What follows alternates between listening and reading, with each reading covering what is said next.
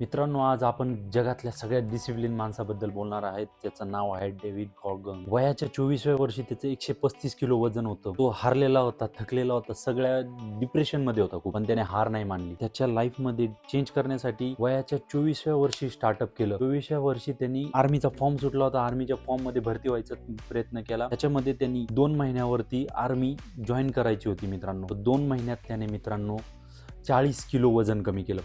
40 kilo वजन कमी केलं मित्रांनो. 2 महिन्यात अशक्य गोष्ट त्यांनी शक्य करून दाखवली. ही फक्त डिसिप्लिनमुळे झाली मित्रांनो. त्याच्यामुळे लक्षात ठेवा, डिसिप्लिन हे खूप जबरदस्त. डेव्हिड गॉगल्स कडून शिका तुम्ही. त्याची फिजिक्स बघा. त्यांनी खूप बदल केलं ह्या जीवनामध्ये. जबरदस्त खूप आवड जिंकले, खूप रनिंग केलं. 135 पेक्षा जास्त रनिंग केल्या त्याने. अनब्रेकेबल रेकॉर्ड बनवलेले आहेत मित्रांनो. जबरदस्त अशी फिजिक्स बनवली स्वतःची. त्याच्यामुळे म्हणतात ना 1% तर काहीच लोक असतात. त्यामुळे 1% मध्ये यायचं असेल मित्रांनो तर डेव्हिड गॉगन सारखा स्वतःला डिसिप्लिन ठेवा. त्यामुळे त्याला म्हणतात ही वॉज अनब्रेकेबल मॅन.